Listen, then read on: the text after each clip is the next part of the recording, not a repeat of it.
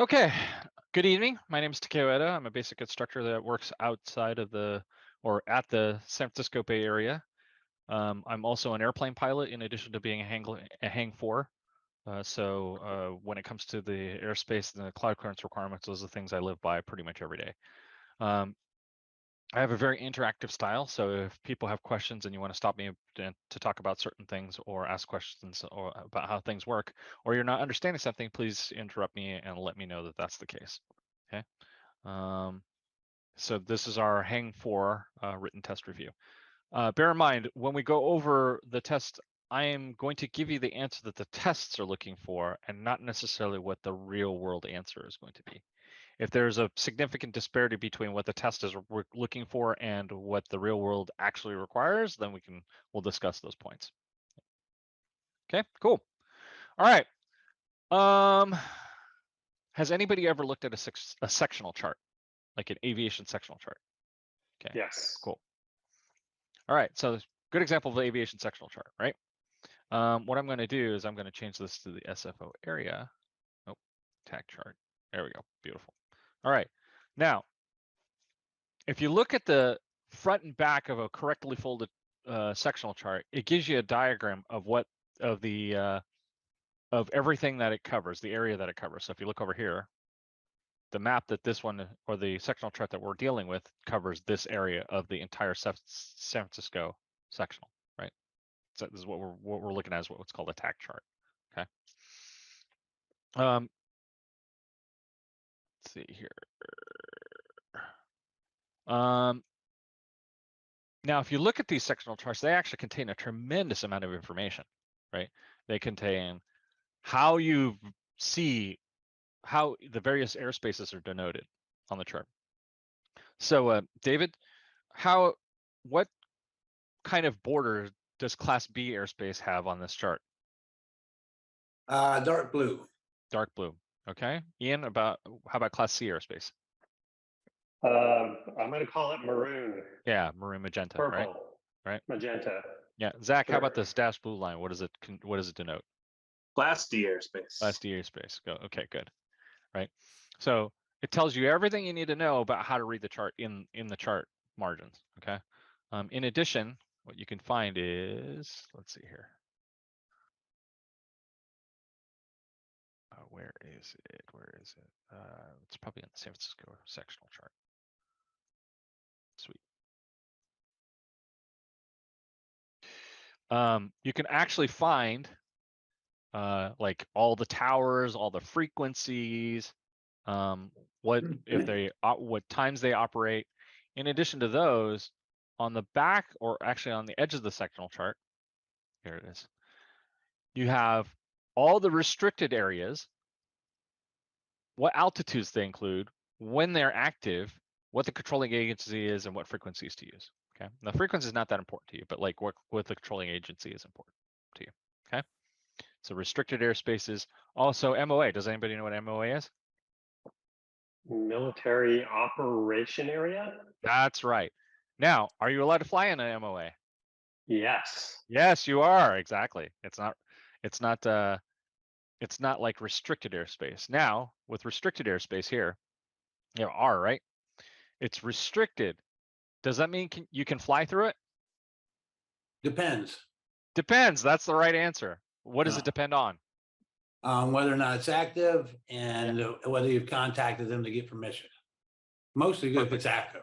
Perfect. That's exactly right. All right. As far as restricted areas, like what does the chart tell you about that restricted area?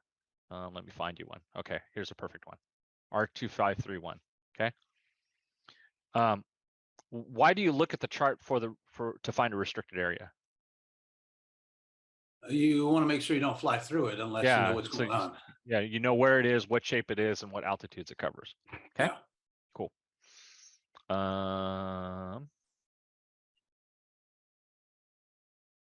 Okay. Does anybody know what I mean by Class A airspace? So there's a mnemonic to remember. Oh, go ahead. What were you saying? So there's a easy way to remember it, but if you do you know what class A what involves or what's involved with class A airspace? Well, I was gonna say class A is 18,000 and above, I believe. So there's a trick. It's flight level Yeah. 180. Okay, Okay. So it's the bottom of class E or the top of class E airspace is what? It's a special number. It's right underneath class A airspace, which starts at flight level 180. What's the bottom of class E or the top of class E airspace that butts up against it? 17,999. 17,999 exactly, right? Yeah. So that's why when people get really high flights, they call it 17,999. And you can't be in class A airspace because to fly in class A airspace, you need an instrument rating, you need an instrument equipped airplane, and you need to be on an instrument flight plan. There you go. Okay. Now, do we meet any of those requirements flying Part 103? Typically not. Ooh. No. So you can't be in class A airspace. Okay, cool. Class B, what's an easy way to remember class B airspace? Typically it's the NFL airports is the way I remember it. It's airports that are major airports. Yeah, and it's okay. their airspace. I haven't heard it put that way, but it does make a lot of sense. So I was like, B is busy? busy. Yeah, exactly. Busy. All right. Right. Okay, so we're looking at the San Francisco sectional chart, right? What's our local busy class B airport? SFO and OAK. Yeah, yeah. SFO is the one that's in our area. LAX is the one that's in SoCal. Okay, and it's since we were talking about it earlier, it's denoted by what color lines? Solid blue. Solid blue. Very good. Okay. All right. Class C airspace is, so what's an easy way to remember C? C is congested. Okay. Ah, All right. Now in the San Francisco Bay Area, not so applicable for David, but what two airports do we have that are Class C airspace?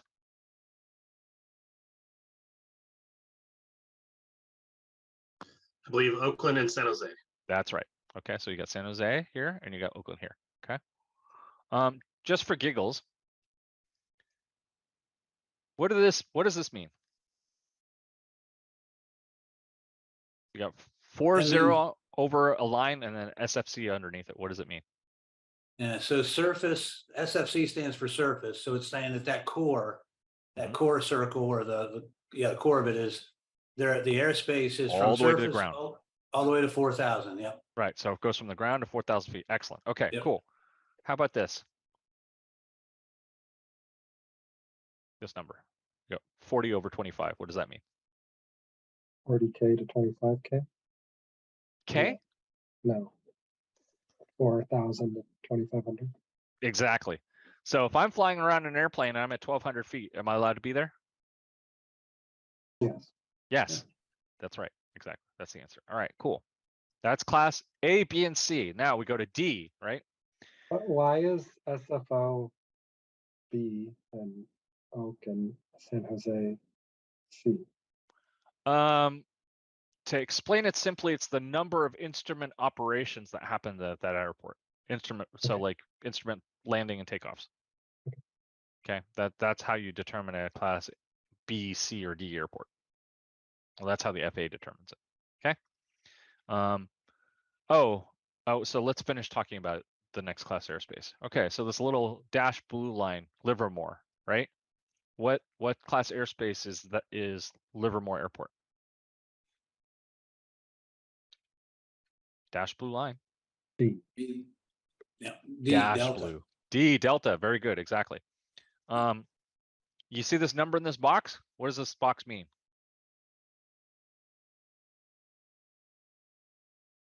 It's 29, right? So the airspace goes from the surface to 2,900 feet within this blue dash circle. Okay. So Class Delta Airport is your smallest towered airport. Okay. It's typically like a 5-mile cylinder, right? Why So don't they go surface to 29? they do. They go surface to 2,900 feet. Sorry, why is it not denoted 29 over surface? Well, because with Delta Airport, there is no lower shelf. It's always from the surface up to that altitude. So what happens is with these bigger airports, you have what's called a wedding cake. So you take a wedding cake, the tiered shelf wedding cake, right? And you turn it upside down, right? So the top of the wedding cake is where it touches the ground. And as you go out, it goes higher and further out, but it leaves more space underneath. A Class D airport is a cylinder that goes from 2,900 feet all the way to the ground in 5 miles, like a 5-mile diameter circle. Make sense? Okay, so that's Class D. All right, now there's a difference between Class B and Class C and D airports.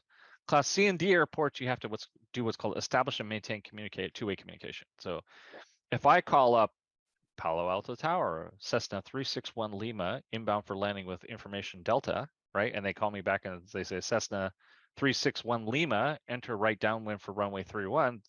That's establish and maintain, right?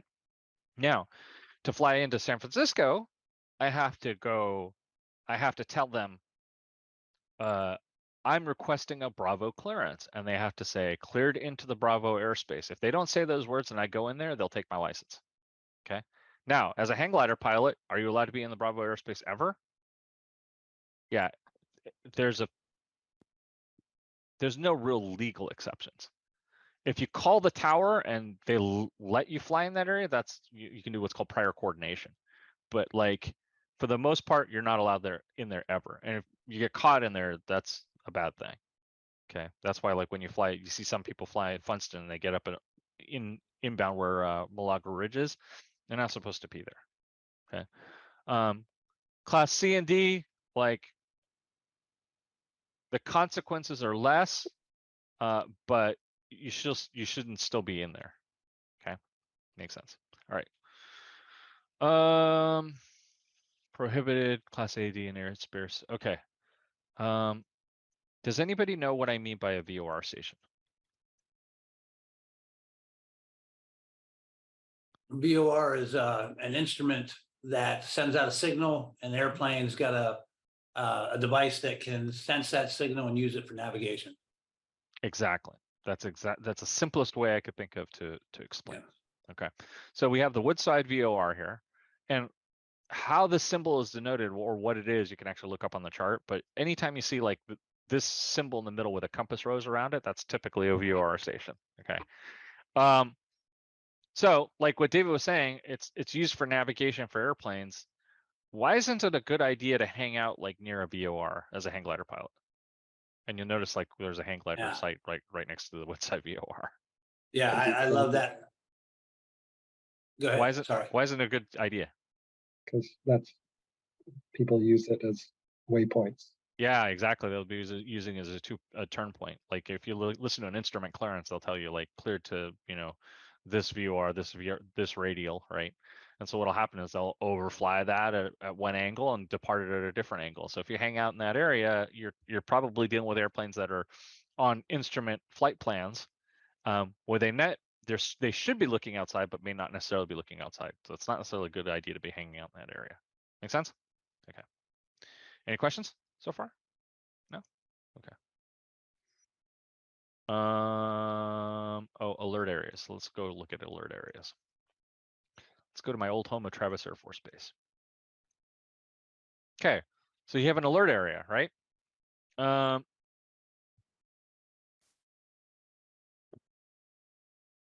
see what the book says it wants for an answer on that one. Give me a quick second.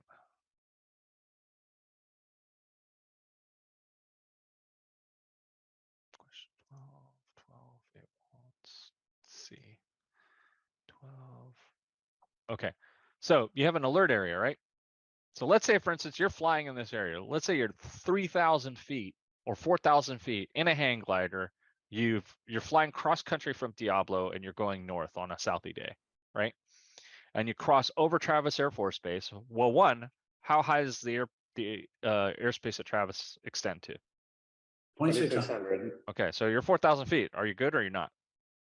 You're good. Okay. Okay, cool.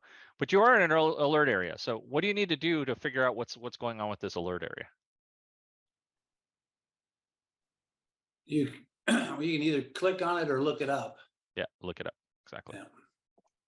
Yeah. Yeah. Let me see if I can find it on here. There we go. Okay. Alert area 6 682 to 6,000 north of Travis Air Force Base, 0800 to 2100,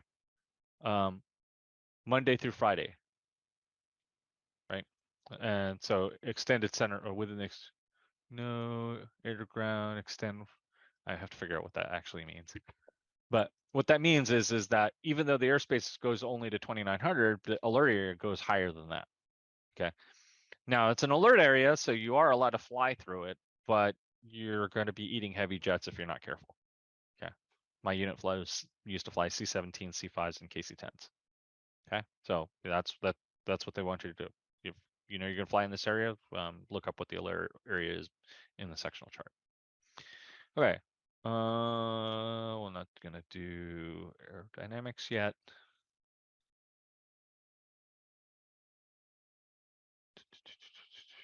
Okay, so let's talk a little bit about Part 103.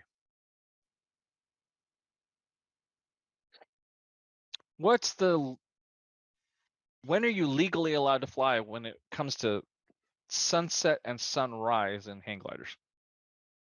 Under Part 103. Does anybody know what that rule is?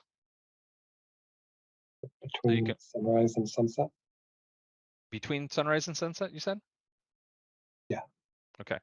So the rule is, and again, you can look it up in Part 103. It's 14 CFR. Part 103 is the actual reg, and you can actually see the reg up here. So let's go under operating rules. All right. Daily operations. Okay. Ultralight vehicles may be operated during twilight periods 30 minutes before official sunrise and 30 minutes after official sunset, or in Alaska during the period of civil twilight. If the vehicle is equipped with an anti-collision light visible for at least 3 statute miles, and all operations are conducted in uncontrolled airspace. Okay, what class of airspace is uncontrolled airspace? Anybody know? So we already talked about what? I'm sorry, E. E? I'm So sorry, G. G, right, G. exactly. So E is considered pilot control. It is controlled airspace, but Yeah. G is considered uncontrolled airspace. Okay, pop quiz. What is the altitudes by which, how high does Class G airspace extend from the ground in most places? 2,000? Anybody else have any other guesses? 1,200. 1,200, excellent. That's right. That's exactly right. Unless. Is there a, go ahead. I just said unless. Oh, unless what? Yeah. Unless you're in, I forget what it's called. It's G to the, it's where they have, it goes to 700, where it's like G to a lower. Right, exactly. Okay, so how do I know that kind of airspace on my sectional chart? You look for a dashed magenta. Or like a magenta vignette, right? There you go. Like this. So good example here is Gustin Airport. Gustin Airport, there's nothing around it. Class G goes from 0 to 1,200 feet 1,200, AGL, right, above ground level. So you got this vignette that's around Los Banos Airport, right? Now, that takes the Class G cloud clearance and visibility down to a different altitude other than Yeah. 1,200. What altitude is that? That's 700. 700, very good. Does anybody know why? Okay, I'll tell you why. So if you look at this vignette is covering Los Banos Airport. What that means is this airport has what's called an instrument approach, right? So you have, let's see here, that real quick, right? What's the minimums on this airport? PV on that. I'm still not good at reading these. I think the minimum is 455 or 455. Yeah, that's right, 455. So what happens is this, an airplane could be approaching this airport completely in the blind all the way down to 455 feet. So they press the 1 mile clear of clouds requirement down to 700 feet. They make it more above, because what they don't want you to do is be flying in low visibility when you have the possibility of an airplane coming in on an instrument approach. Make sense? Gustin does not have an instrument approach, right? So therefore it's 1,200 feet. So it's important to look at the sectional chart to see the differences between G and airspace. Now, Does as it far as list- Does it Say again? list 1,200 feet there for what's that? Guston? Does it list 1,200 feet for Guston? Or is it just, No, it's No. assumed. Okay. Yeah. So what happens is Class G airspace is where Class G is close to the ground. G, ground, right? It goes to 1,200 feet unless there's another airspace type that supersedes it, right? So Delta, Charlie, and Bravo all have airspace that goes to the ground, all the way to the ground. So there's no Class G there, right? In most other cases, it's 1,200 to the ground, right? In the case of an airport like Las Vegas, there's Class G up to 700 feet, and then it's Class E above it. Okay. Now, this is important to remember because, well, like I said, if you're doing twilight flying, it has to be Class G airspace. So given that, would you want to be flying if you're going to be flying 30 minutes after sunset or 30 minutes before sunrise, would you want to be doing it at Guston or Las Vegas? Probably Guston, right? Because it's to 1,200 feet. You have more altitude to play with. Make sense? Okay, now, the difference between the visibility requirements between G and E, right? G is 1 mile class clear of clouds. What is the visibility and cloud coverage requirements for Class E airspace under 10,000 feet? It's 3 miles. So everybody remember a little airplane called the Cessna 152, right? So it's 3,152. So it's 3 mile visibility, 1,000 feet horizontal, 500 feet above. Oh, I'm sorry, it's 152. It's 1,000 feet above, 500 feet below, and 2,000 feet laterally. Okay. Now, why is that under 10,000 feet? Does it change when you go above 10,000 feet? Yeah, it becomes 5 mile visibility and a mile horizontal and 1,000 feet and 1,000 feet above and 1,000 feet below. Now, why does it change when it goes over 10,000 feet? Anybody have a guess? And there are places in the United States where you'd be standing on the ground and be over 10,000, or be pretty close to 10,000 feet. Right. There is a speed limit for airplanes at 10,000 and above. Bingo, that's it. What's the indicated airspeed limit below 10,000 feet, David? I think it's 250 knots. Bingo, that's it. Are you an airplane pilot? Yeah, I'm private. Okay, great. Yeah. Out of practice. Then you should be but teaching private. this, not me. No, you're killing it. This is a good review for me, actually. I'm going, oh shit, I forgot that. Yeah, so it's above 10,000 feet, MSL, right? Mean sea level, right? Not AGL, MSL. There's no speed limit. Well, what's the practical speed limit in the continental United States above 10,000 feet, David? I don't know that one, actually. Mach 1. Sound barrier. Oh, is it really? Okay. Yeah, because you're not allowed to go faster than Mach 1, right? Okay, cool. So Mach 1, right? So you're flying, if you're above 10,000 feet, you have airplanes that are flying faster. And because you're flying faster, you need more space so that you have time to see each other. Make sense? So above 10,000 feet, 5 mile, 111. So if you think about the F-111 or the swing wing fast jet from the 60s and 70s and 80s, that's the easy way to remember. So 5,111 above 10,000 feet. Below 10,000 feet, it's a Cessna 152, 3,152.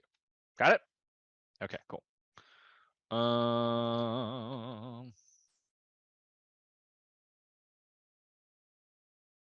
Okay, so let's talk a little bit about aeromedical factors.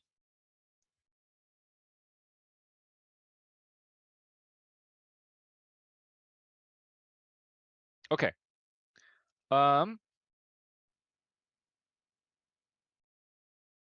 When is it best to use supplemental oxygen?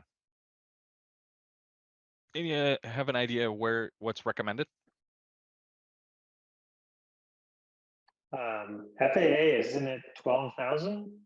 Yeah, it's 12,500 exactly. 12,500. Right, and there's a time limit. 30 minutes? 30 minutes cumulative. Very good. Okay, good. But once you go over, so now that's just the flight crew. Okay, right. So whoever's operating the aircraft, which in our case as hang glider pilots is one, right? Above 14,000 feet, you're everybody has to wear oxygen. Okay. Actually above 15,000 feet. So what happens is above 12,000 feet, including 14,000 feet, the crew is supposed to be provided with and uses supplemental oxygen for the part of the flight whose altitudes is that of more than 30 minutes cumulative in duration. Make sense? Okay. All right. So along with that, we have hypoxia, right? So does anybody know what the typical symptoms of hypoxia are? Actually, does everybody know what hypoxia actually means? What is hypoxia? Lack of blood Lowered oxygen. oxygen saturation in the blood. Yeah, that's right. That's exactly right. Lack of oxygen, right? So for journal types, hypoxia, and you guys don't need to know this, but it's a good clue. Good clue. Hypemic hypoxia, stagnant hypoxia, and histotoxic hypoxia. Generally, we deal with hypoxic hypoxia, right? Altitude, right? Related to altitude. All the other ones are like sitting still, getting poisoned by carbon monoxide, not really a problem in hang gliders. Okay, cool. Let me go back to the test. All right. Along with that, what's hyperventilation? Breathing too quickly. Yeah. Too breathing much too- oxygen, yeah. Yeah. Oxygen oversaturation. Right. There you go. Okay. What do you do to control hyperventilation? You try to control in a your bag. breathing. Yeah, Yeah, exactly. Sing, drink water, that kind of stuff, right? yeah. Talk to yourself. Suck Play a on your game. thumb. Yeah, I mean, that's effective as well. True. Go back to symptoms of hypoxia. Like, give me symptoms of hypoxia. Like, how do you know that you're hypoxic? I heard that this is the worst because you get a little bit loopy at first and maybe even happy, euphoric. Yeah, So actually, it can- if you haven't been through the training, you actually don't know. In my case, Yeah. I've been through the training, so I do know.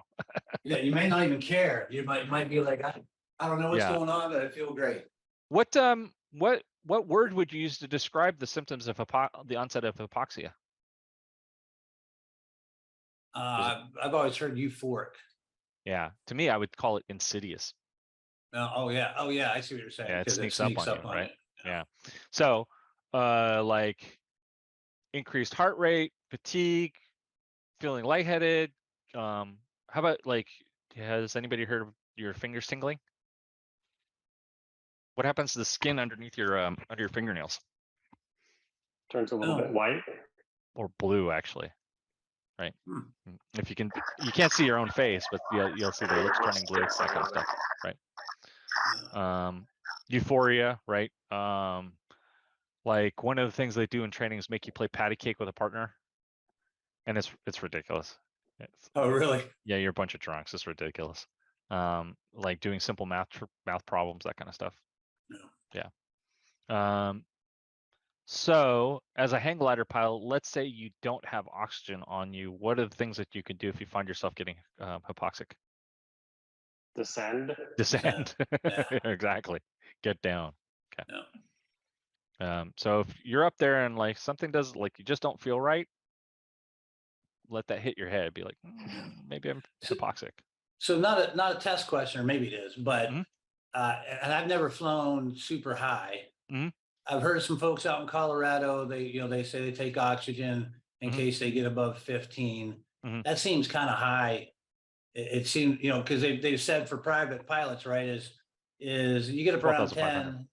10, you should kind of be paying attention, especially if it's night or it's a long flight. Other things can kind of make it come Yeah. on a little quicker. So- Is there a general rule for hang gliders of 8 to 10? I'm out of my element in this regard. Actually, Can I take that one, Takeo? yeah, go for it. So everybody reacts differently, and it has an awful lot to do with what your general health is. It has a certain amount to do with what your age is. Believe it or not, older people react slightly less to it than young because we have the joy of somewhat hardened arteries, so our blood pressure fluctuates a little bit less. Actually, you're walking around hypoxic all the time anyway. Right. I spent I was at a launch a couple of years ago that was at 11.2, and I felt little to nothing, but I had been living at over 9,000 feet for over a month. Yeah. Okay. Yeah, So it's the when you hear people talking about acclimating for a day or two, that doesn't mean anything. It takes a minimum of 2 weeks to acclimate. Yeah. Right. Everybody else that was there for me, it was kind of like being the one sober guy at a party where everybody's drinking. Yeah. Huh. It was a very bizarre experience. I actually stopped a guy on launch who had 3 things that had not been assembled on his glider. Oh, wow. And I turned around and I looked at him. I just screamed at him, "Put your glider on the ground." And he was like, "What's up, dude?" And I was like, "You're missing battens. This is unzipped." And this, it was like, it is insidious. It is that stupid confidence you get after having a couple of cocktails. Yeah. It is exactly that. And the worst person to make the judgment of whether you're hypoxic or not is yourself. Is you. Yeah.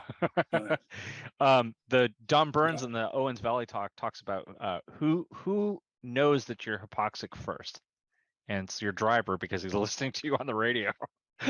Yeah. I mean, I got to 14 at Valle, and I handled it seemingly with impunity. I was actually doing hypoxia detection exercises. I was checking to see if my fingernails, it was nothing. But when I was a young airman, I went through the hyperbaric training where they dump you to 30,000 feet and make you play patty cake and I remember being distinctly messed up after 10,000 feet. So maybe it's true, like the age, and that was of course 20 years before I went to Valle. So more than 20 years, actually, it's like 25 years before I went to Valle. So it's like, it has a lot to do with it. So, and the problem is you don't know how you're going to react until you're actually in that situation. So my recommendation is if you at all have an opportunity to get any kind of how-to training, is to take it. Like, you'll learn a lot. It's really valuable. Maybe feel it a little bit more. Cool. Yeah. I appreciate or that. Just go and buy an oxygen bottle. Oh yeah. do the opposite effect, man. You get high. If you're gonna fly there, have the equipment. Yeah. And that's kind of why I don't I don't fly the Owens. I don't fly, I don't do really these high sites. I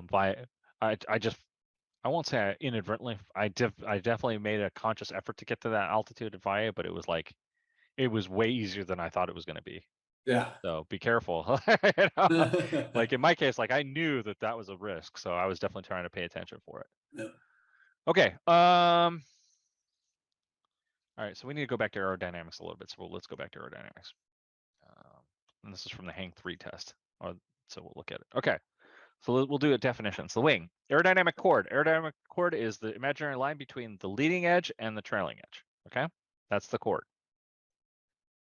Angle of attack is the difference between the chord line and the relative wind. Okay.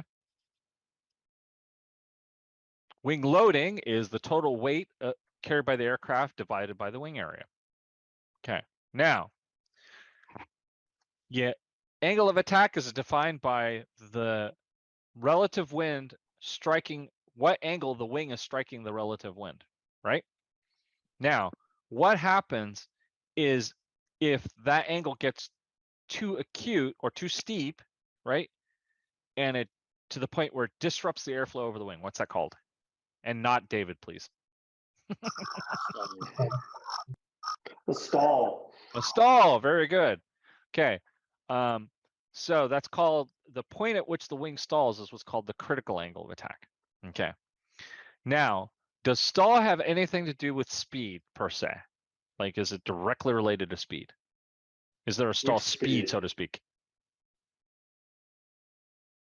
Air over wing speed, yes. So by that measure, if I go fast, I shouldn't be able to stall, right? No, there is a possibility of stalling at a high rate of speed. It depends on what speed you're talking about.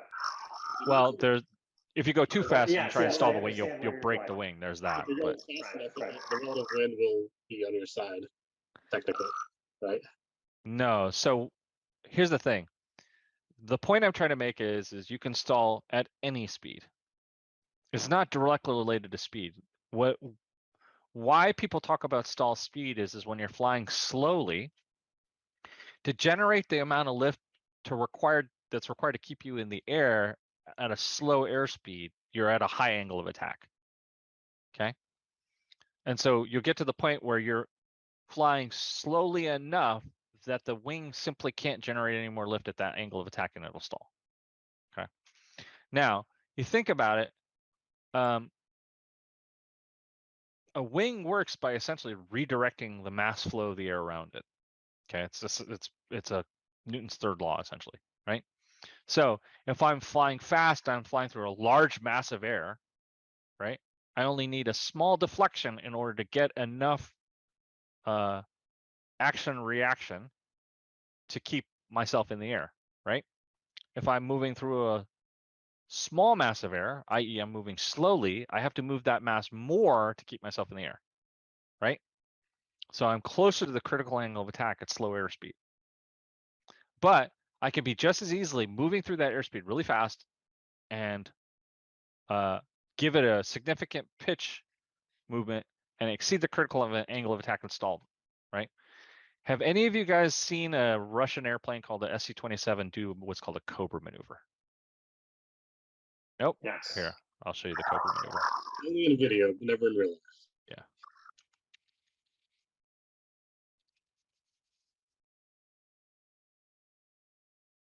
The video doesn't come around that great on Zoom.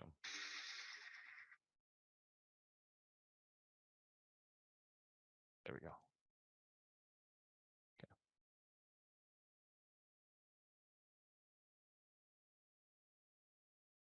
Okay.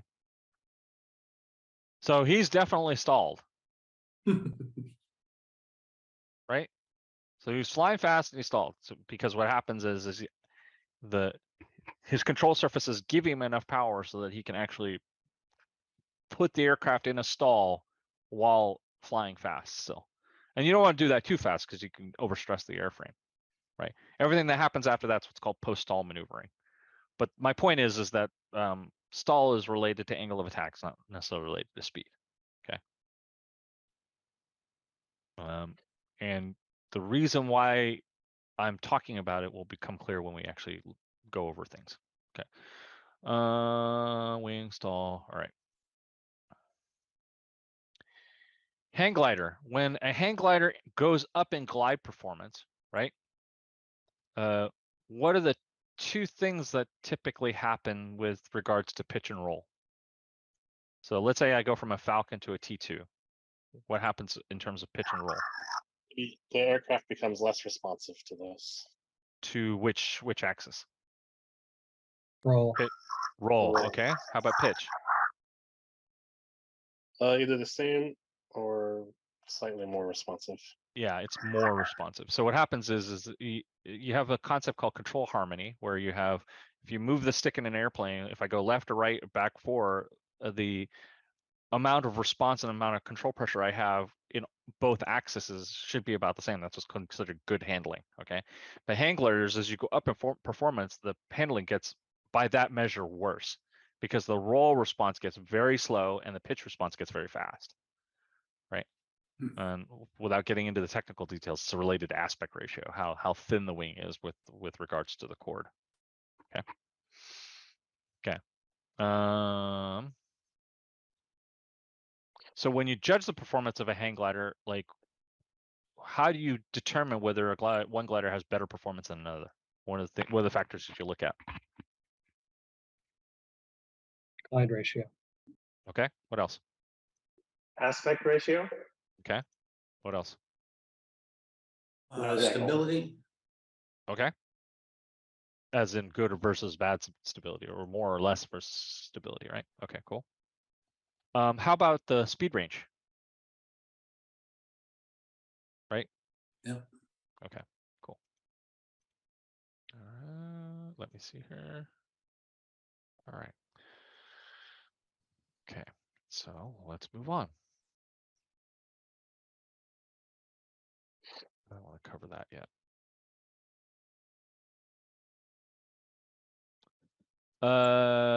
Okay, CG. If I take a glider, right, and I move the hang strap forward, i.e. move the CG forward, does the speed that the glider stall go up or down? Does it get faster or slower? If I make the glider more CG forward? I think your stall speed increases. It increases. Very good. Exactly. How about if I move it back? Slows down. It slows down, right? Yeah. Right. In airplanes, what happens is you have a wing. The wing has you have a tail, right? The wing lifts, but the problem is it gives you a pitch down moment, so you have a tail that counterbalances it, right? But in a hang glider, I don't have my visual aid with me. But a hang glider, what happens is instead of a tail, you have a swept wing, and you have the tips of the wing out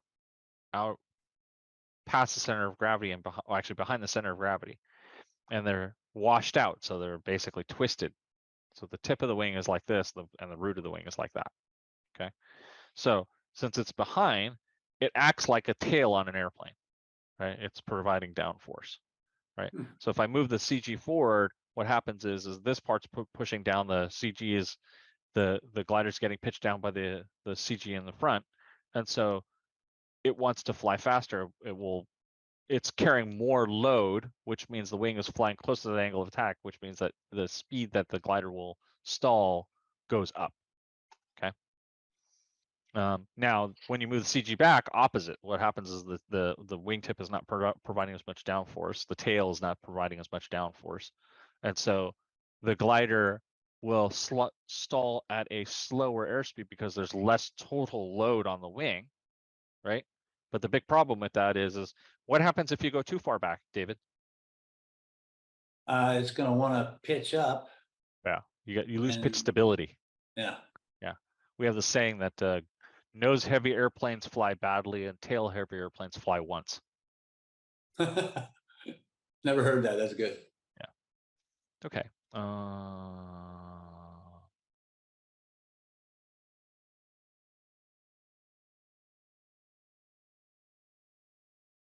Okay, you guys are all adults. I'm not going to cover the common sense questions. Let's talk about IFR cruising altitudes.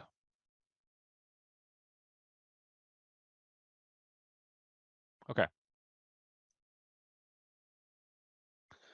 I'm just going to read this to you because this is more memorization than anything else. Okay. Cruising altitude or flight level. All right. On magnetic course 0 to 179 degrees, any odd 1,000-foot MSL altitude is an IFR cruising altitude. So if I'm going from 360 through 179er, you'll see airplanes cruising at either 3,000, 5,000, 9,000, 11,000 feet, right?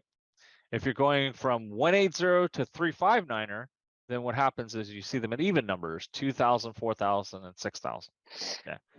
This seems silly, but why is it important to know this?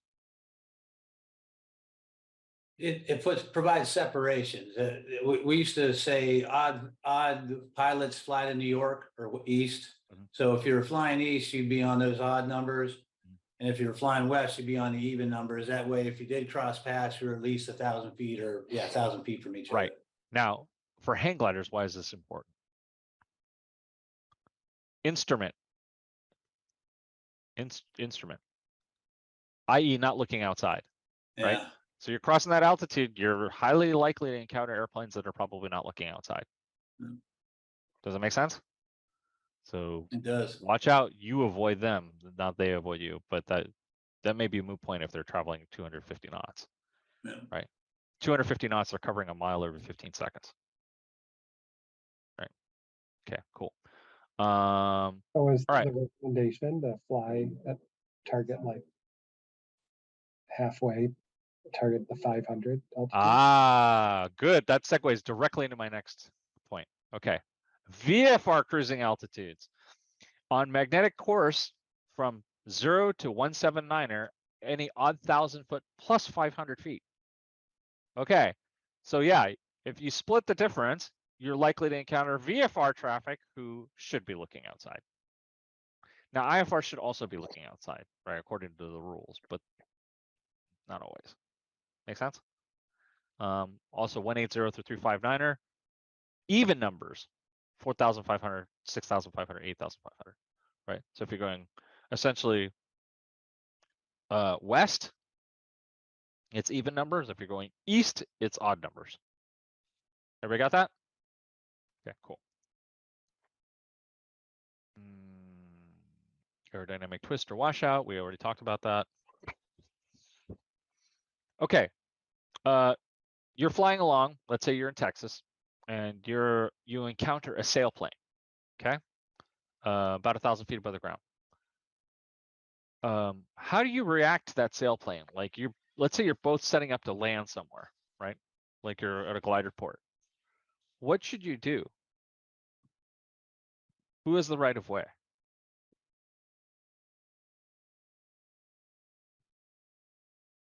Well, in this case, the book answer and the real world answer are the same. Stay away from them. Compared to hang gliders, sailplanes are starships. They can cruise between thermals at 160 knots. Okay, so. All right, restricted. Comments. I'm sorry, so it's that's saying that the glider plane has the right of way? The sailplane has the right of way. Sailplane? Yeah. So the question says certificated sailplane, right? Yeah. Okay. What kind of conditions produce more gradient? Smooth, stable air or hot and humid air? Produce more wind gradient? More gradient. More gradient. Yeah. Smooth. Go ahead. I want to say smooth, stable air. You're right. Oh. Okay. What happens is when you have turbulence and mixing, it breaks up the laminar gradient. flow. Yeah, the laminar flow. It breaks up the gradient. So a good example is like, where do you encounter a lot of gradient? Ian, specifically. Funston, exactly. Funston a lot. Right. Where it's smooth, stable, generally coastal air. Right. Florida. Right. Do you get a lot of gradient in Florida? That's a legitimate question. I don't know. The couple places I've flown, there is a layer, a boundary layer between treetops and ground level. Mm-hmm. So there is fairly laminar flow across treetop level, which is relatively uniform. Mm-hmm. And then as soon as you go below that, which is, it's 80, 100 feet up, mm-hmm. but it is like going through the gradient at Funston. Okay. It is a significant change in airspeed. Okay. That's good to know. Because I've never flown there, so it's good to know. Okay.